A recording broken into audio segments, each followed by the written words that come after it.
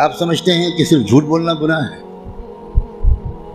صرف بد نظری گناہ ہے، صرف زنا اور چوری گناہ ہے، اور آپ یہ نہیں جانتے کہ قرآن کو نہ سمجھنے کی کوشش کرنا یا سمجھنے کی کوشش نہ کرنا یہ ان سارے گناہوں سے بڑا گناہ ہے۔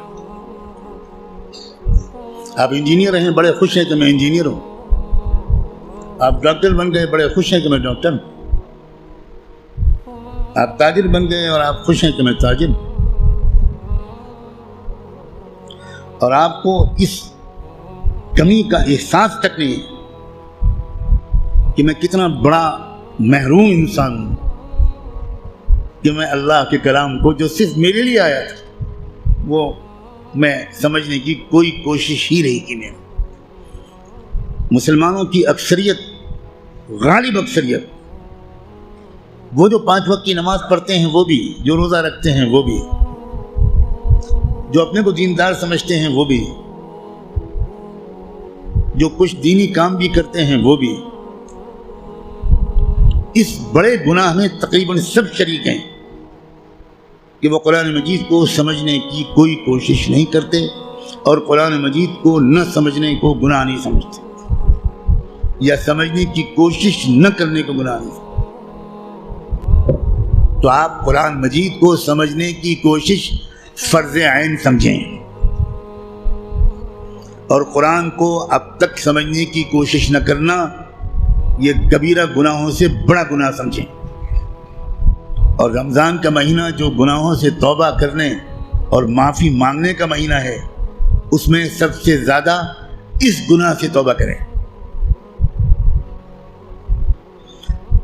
اللہ کے ہاں آپ کی بخشش اس سے کہہ کر نہیں ہوگی کہ اللہ حضرت میں تعلیم کے حلقے میں بیٹھتا تھا اور اس میں منتخب احادیث پڑھی جاتی تھی، اس میں فضائل نماز پڑھی جاتی تھی۔ یہ منتخب احادیث اور فضائل نماز اس لیے پڑھی جاتی ہے تاکہ قرآن پڑھنے کا، سمجھنے کا شوق پیدا ہو۔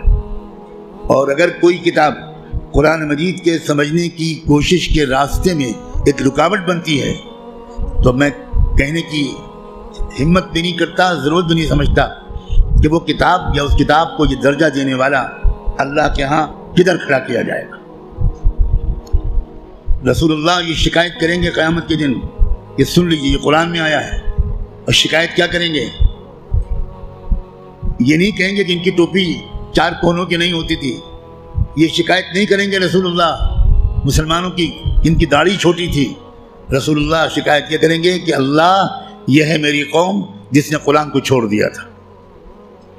آپ جس کی شفاعت کی دعائیں کر رہے ہیں وہی آپ کے خلاف اللہ کی عدالت میں مقدمہ دائر کرے گا۔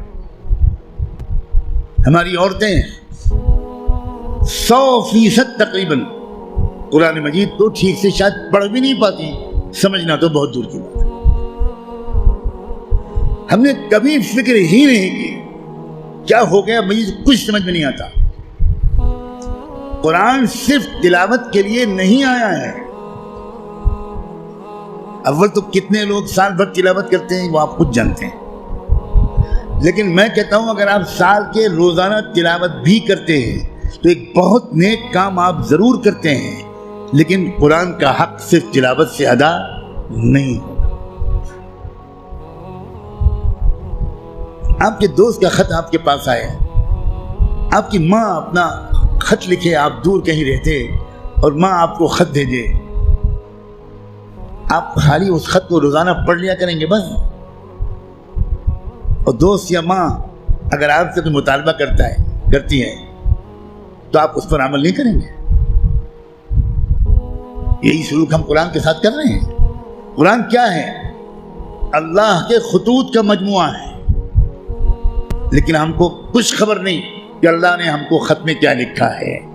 آپ کا دوست آپ کو خط لکھے اور آپ اس کو سمجھ نہ پائیں، آپ چین سے سوئیں گے؟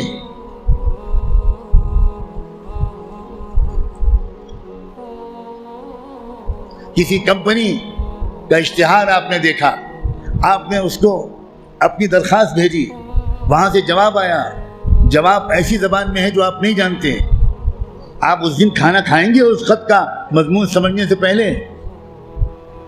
اب دوڑیں گے، بھاگیں گے، پتہ لگائیں گے یہ فرانسیسی زبان میں خط ہے تو میرے شہر میں فرینچ زبان کون جانتا ہے؟ اور آپ اس کی خوشامد کریں گے ذرا اس خط کو پڑھیے اور مجھے بتائیے کہ اس نے کیا لکھا ہے۔ 24 گھنٹے نہیں گزرنے دیں گے آپ، اس سے پہلے اس خط کو سمجھنے کی بھرپور کوشش کر لیں گے، اس کا جواب بھی لکھیں گے۔ لیکن قرآن ہے کہ 60 سال سے آپ کو پکار رہا ہے، اللہ کا خط ہے کہ 70 سال سے آپ کو آپ پاس آ رہا ہے، لیکن آپ نے ایسے کان بند کر رکھے ہیں، ہمیں کوئی دلچسپی نہیں اللہ کے خط سے۔ اللہ کہتے رہیں ہمیں کوئی دلچسپی نہیں، ہم بہت مشغول ہیں، ہمارے پاس فرصت نہیں ہے۔ ہم بڑے کامیاب تاجر ہیں، ہم اسٹوڈنٹ ہیں، ہم پروفیسر ہیں، ہم ڈاکٹر ہیں، ہم انجینئر ہیں، ہم پولیٹیکل ایکٹیوسٹ ہیں، ہم جرنلسٹ ہیں، ہم اخبار میں کام کرتے ہیں، ہم کہاں قرآن کا ترجمہ پڑھ پائیں گے؟ بھئی ہمارے پاس کہاں اتنا وقت ہے؟